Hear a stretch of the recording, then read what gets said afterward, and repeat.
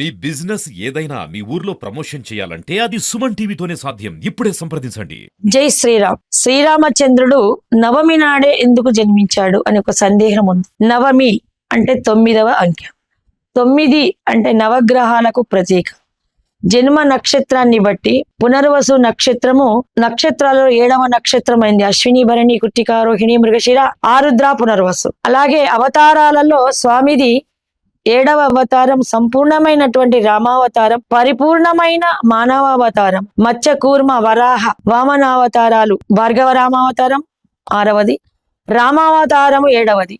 7వ అవతారము, 7వ నక్షత్రము నవమి. ఎందుకంటే పాడ్యమి నుండి 9వ రోజు ఉగాది మనకు తొలి దినంగా మనము కొత్త సంవత్సరానికి ప్రతి సంవత్సరం వసంత ఋతువు మొదటి ఋతువు, ప్రతి సంవత్సరము మనకు కొత్తగా ఉగాది చేసుకుంటాము. ఉగాది నుంచి 9వ అవతారం అంటే ఒక శిశువు గర్భంలో 9 మాసాలు ఉంటుంది. 9 మాసాల 9వ రోజే దాదాపుగా మంచి లక్షణాలు ఉచ్చగ్రహాలు ఉంటాయి. కాబట్టి ఈ 9వ రోజుకు అనగా నవమి రోజుకు మన శాస్త్రజ్ఞులు, జ్యోతిష్య శాస్త్రులు, వేద పండితులు, ఋషిగణాలు ఈ నవమి తిథిని ఎన్నుకున్నాయి. అంటే కొన్ని నవమి తిథులు కొంతవరకు దగ్ధ తిథులుగా చెప్పుకుంటాము ప్రయాణాలకు. ఆ నవమి తిథి, అష్టమి తిథి కృష్ణ పరమాత్ముడు పుట్టాడు. అష్టమి తిథి అష్ట కష్టాలు పెడుతుంది, నవమి తిథి ఆటంకాలు కలిగిస్తుంది. కానీ శుద్ధ మందు అంటే పూర్ణిమ కంటే ముందు వచ్చేవి అష్టమి నవమి తిథులకు దోషాలు లేవు. నవమి తిథి నాడు పుట్టి తను కష్టాలు పడుతుంటే కూడా శోభయోగాలు చేకూర్చాడు. కాబట్టి నవమి తిథికి విశేషమైనటువంటి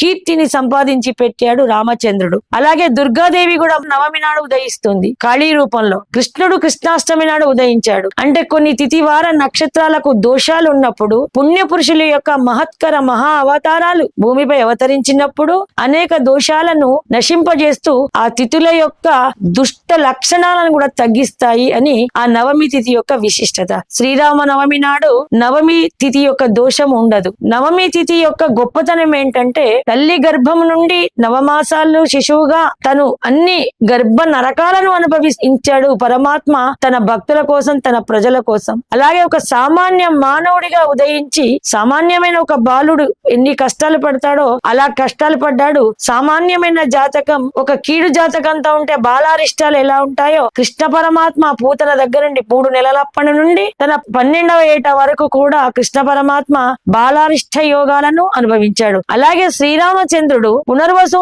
నక్షత్రము కుజదోషంతో 7వ నక్షత్రము లగ్నాతు సప్తమ కుజదోషంతో తాను సామాన్య మానవుడి వల్లనే నవగ్రహముల యొక్క వేదనకు గురి అయినాడు. పట్టాభిషేకం ఆగిపోయింది. సర్పయోగం కూడా ఉంది, సర్పదోషం కూడా రామచంద్రమూర్తికి ఉంది. తల్లిదండ్రులకు దూరంగా మసలాడు. ఒక చక్రవర్తి భోగభాగ్యాలు అనుభవించాలి, కానీ నార వస్త్రాలు ధరించి కటిక నేలలమై పడుకొని కఠినమైన రాళ్ల మీద నడిచి నదీ జలాలను సేవించి కందమూలాలను ఆహారంగా తీసుకొని సంపెంగ తైలాలు అద్దవలసిన గిరిజాన మెత్తని జుట్టుకు మర్రి పాలను పెట్టుకొని సిక వేసుకొని సతి యొక్క వియోగాన్ని అనుభవించి అశ్రమాలను అనుభవించి అన్ని కూడా తన భక్తుల కోసం, తన జనుల సంరక్షణార్థం అనేక కష్టాలు పడి సత్యవాక్ పాలనను ధర్మంగా, ధర్మో విగ్రహ రాముణ్ణి రూపుదాల్చిన ధర్మంగా మనం అభివర్ణిస్తాం. రామచంద్రమూర్తి అంటే ఒక ధర్మం మానవ రూపాన్ని సంచరించుకుంటే ఎలా ఉంటుందో అలాగా ధర్మాన్ని నిలపడం. ఒక ధర్మం కొన్ని వేల కోట్ల కుబేరాలతో సమానం, అంతకన్నే గొప్పనైనది. ఒక్క ధర్మాన్ని